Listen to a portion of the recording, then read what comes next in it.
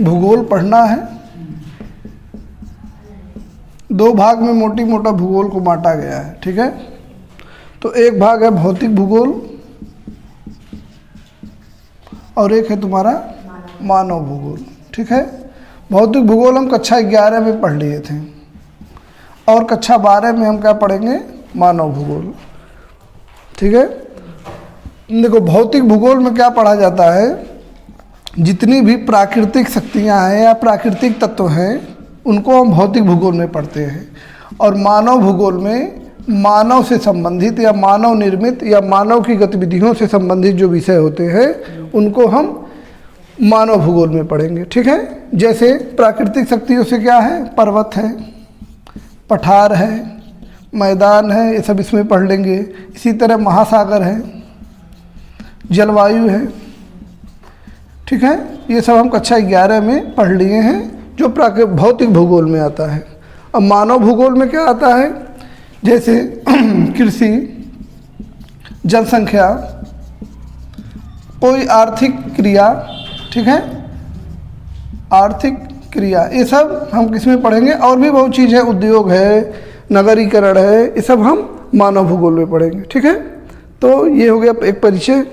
अब देखो इसके बाद थोड़ा सा फैक्ट लिख लेते हैं, मतलब लिखवा दिए ना फैक्ट, उसी को देख लेते हैं एक बार, याद भी हो जाएगा, टेस्ट होगा उस समय उसको देखा जाएगा, ठीक है। तो एक चीज़ क्या थी कि मानव भूगोल का पिता किसे कहा जाता है, पिता या जनक, ठीक है। तो दो नाम आएंगे, एक नाम आता है हिकेटियस का, ठीक है, हिकेटियस। ऑप्शन में जब भी रहेगा दोनों नाम एक साथ नहीं रहेगा, एक रहेगा इरोटोस्थनीज, ठीक, इरोटोस्थनीज, हिकेटियस और इरोटोस्थनीज, ठीक है।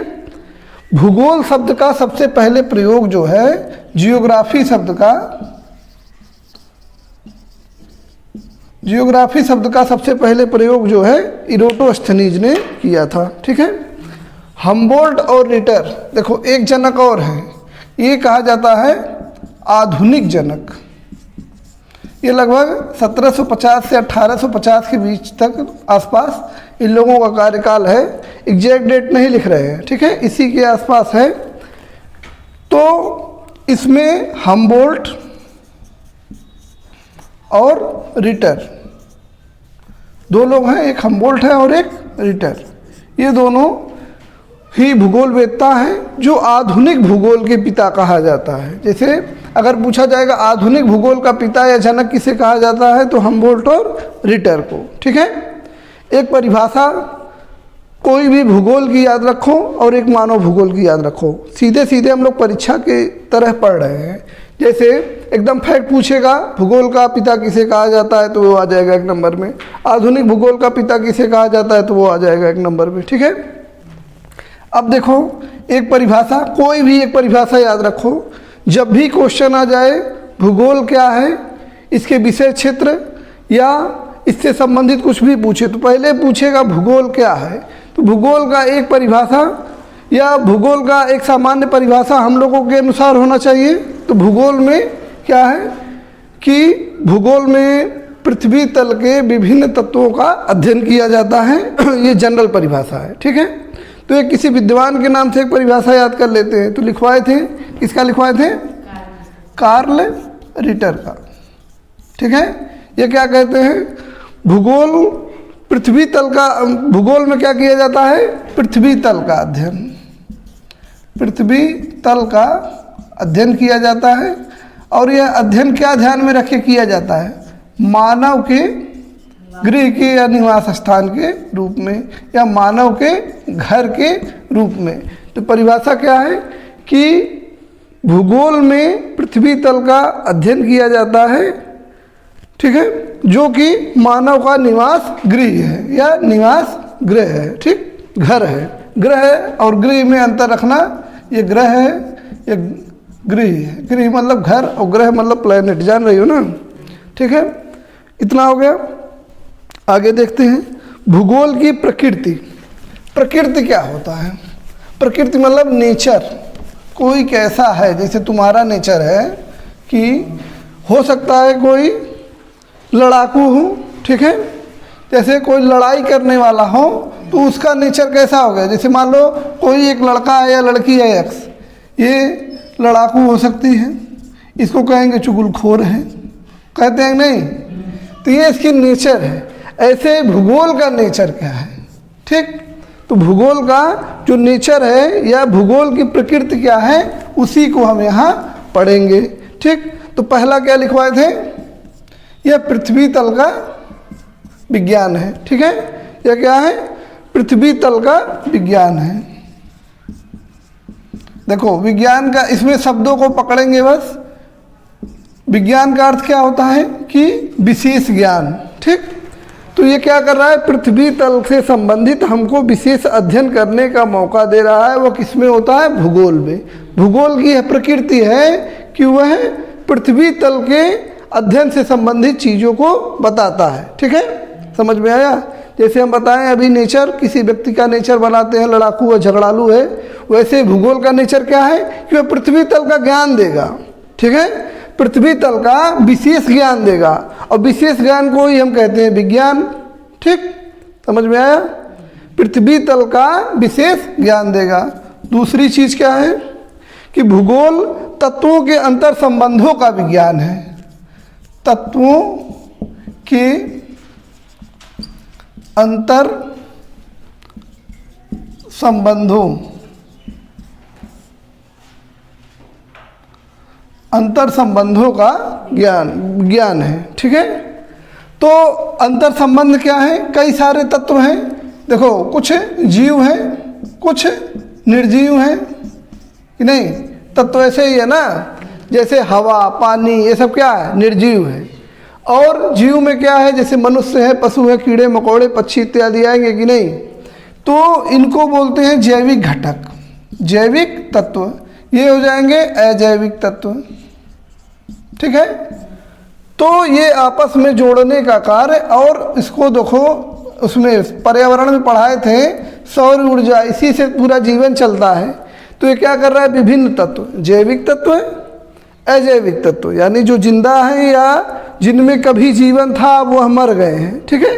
तो जैविक तत्व, अजैविक तत्व, और ये ऊर्जा या सूर्य की ऊर्जा जो होती है इसको आपस में जोड़ता है, ठीक है।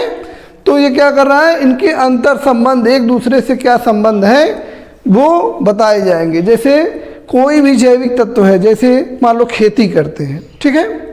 खेती करते हैं तो पौधों में जीवन होता है, पौधों में जीवन होता है ना।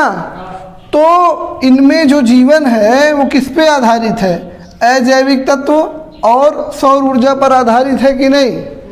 अगर पौधों को सौर ऊर्जा मिलना बंद हो जाए तो बढ़ेंगे नहीं, ठीक है। अजैविक तत्व जैसे मिट्टी, जल, वायु, अगर पौधों को ना मिले, जैसे कमरे में लाके किसी अंधेरे में ले जाके कोई पौधा लगाओ तो नहीं होगा। अगर केवल पानी में डुबा के लगाओगे तब भी नहीं होगा, उसको मिट्टी भी चाहिए, पानी भी चाहिए, हवा भी चाहिए, ऊर्जा भी चाहिए।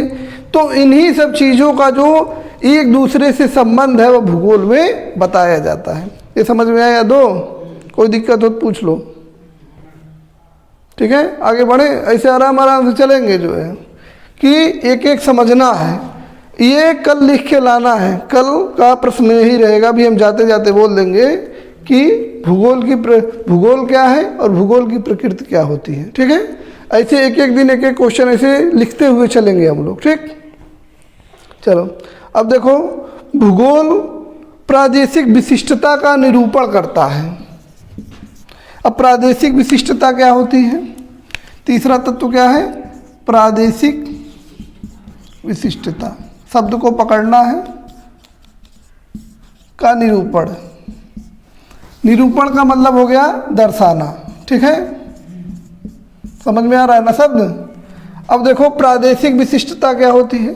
प्रदेश मतलब कोई क्षेत्र की बात कर रहा है, और विशिष्टता मतलब उसका कोई विशेष गुण होता है। जैसे मान लो भारत में ही अगर राजस्थान में जाएंगे तो वहाँ पे मरुस्थल पाया जाएगा, वर्षा कम होगी, ठीक है। लेकिन अगर हम कहीं चेरापूंजी चले गए तो भारत में सबसे अधिक वर्षा मालूम है कहाँ होती है ना, चेरापूंजी में, वहाँ इतनी वर्षा हो रही है कि वहाँ पानी ही पानी है। राजस्थान में जाएंगे तो पूरा सूखा ही सूखा है।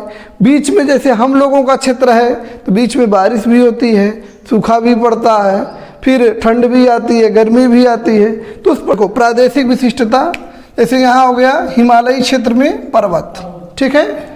दक्षिण भारत में जाएंगे तो कुछ ऊंचा क्षेत्र जो दिखेगा, ये दक्षिण भारत वाला क्षेत्र है, तो ये क्या है, यहाँ पे पठार है। जैसे उत्तर प्रदेश का क्षेत्र है तो वहाँ मिट्टी है, मैदान है। तो अलग अलग प्रदेश में विशिष्ट चीज़ें हैं कि नहीं, उसी को दर्शाने का कार्य कौन करता है, भूगोल, ठीक है। भूगोल का ये भी काम है, ठीक। जो भूगोल का काम है वही उसका नेचर है या उसकी प्रकृति है, ठीक है। जैसे झगड़ा करना किसी का काम है तो वही उसकी प्रकृति है। मान लो खूब भूखा है, खूब खाता है, खा खा के मोटा हो जा रहा है, तो उसका भूखड़ होना उसकी प्रवृत्ति है, ठीक है। जो उसका काम है वही ना उसकी प्रवृत्ति होगी। अगर मान लो कोई बढ़िया पढ़ता है तो उसका प्रवृत्ति कैसी है, पढ़ाकू है कि नहीं। ऐसे ही भूगोल जो जो चीज़ों का अध्ययन करता है वही उसकी प्रवृत्ति हो गई। समझ में आ रहा है ना, कोई दिक्कत नहीं ना है। कोई दिक्कत होगा तो बस संश्लेषणात्मक विज्ञान है, ठीक है। संश्लेषणात्मक विज्ञान क्या होता है, संश्लेषण मतलब होता है जोड़ना, ठीक है। कई विज्ञानों को ये जोड़ने का काम करता है। जैसे लिखवाए थे थोड़ा सा, जैसे जीव विज्ञान है तो जीव विज्ञान को उसमें से काट लिया थोड़ा सा तो जैव भूगोल बन गया, ठीक है।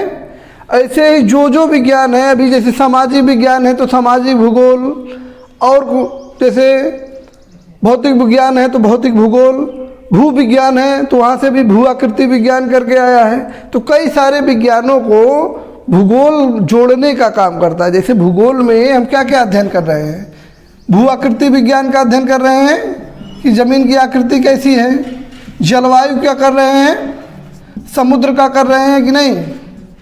ये अपने आप में एक एक विज्ञान है। जैसे समुद्र विज्ञान एक सब्जेक्ट होता है, जलवायु विज्ञान एक होता है, ठीक है, और भूआकृति विज्ञान होता है। इन तीनों को ही जोड़ने का काम कौन कर रहा है, भूगोल कर रहा है कि नहीं। भूगोल में हम जल के बारे में भी पढ़ेंगे, स्थल के बारे में भी पढ़ेंगे, वायुमंडल के बारे में भी पढ़ेंगे। तो ये संश्लेषणात्मक का मतलब हो गया ये कई सारे विज्ञानों को आपस में जोड़ता है। समझ में आया। इस शब्द को पकड़ना, इसको याद कर लो कि संश्लेषणात्मक कहीं कहा जाएगा कि वह बहुत संश्लेषणात्मक व्यक्ति है तो क्या करता है, सबको जोड़ता है।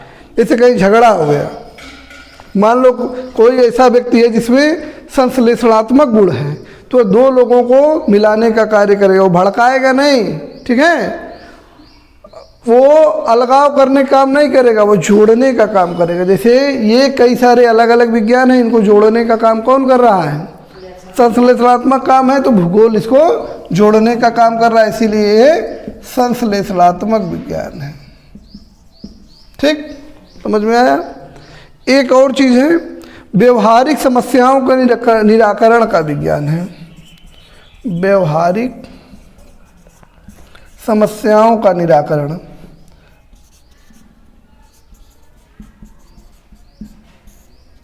समस्याओं का निराकरण, निराकरण मतलब समस्या को दूर करना, ठीक है। अब देखो व्यवहारिक समस्या क्या है, जैसे हमारे जीवन में कई सारी भूकंप की समस्या है, ज्वालामुखी है, सूखा है, बाढ़ है, ये सब है कि नहीं। तो इसमें पढ़ाया जाता है कि ये समस्या क्यों आती है, इससे बचने के उपाय। जैसे भूकंप आया, भूकंप को रोक नहीं सकते अभी, ठीक है, बाढ़ को रोक नहीं सकते, सूखा को रोक नहीं सकते, लेकिन उससे बचने का उपाय कर सकते हैं कि नहीं।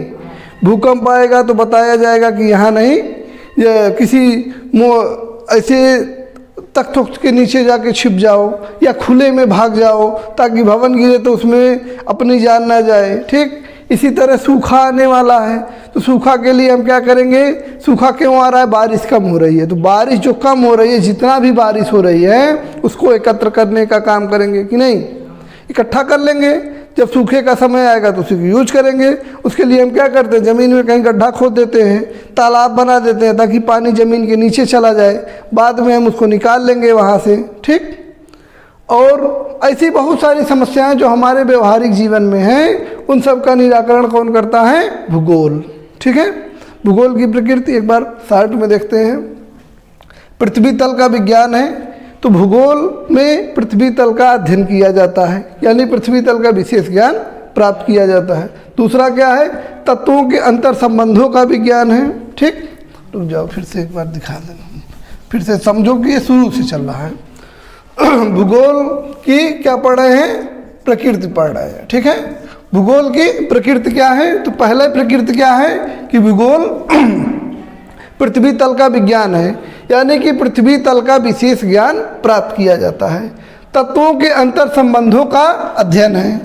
ठीक है, तत्वों के अंतर संबंधों का अध्ययन है, यानी कि जो विभिन्न तत्व हैं अभी बताए हैं, जैविक तत्व, अजैविक तत्व और ऊर्जा तत्व, जो भी मतलब जैविक तत्व, अजैविक तत्व और ऊर्जा, इन तीनों का अध्ययन करता है।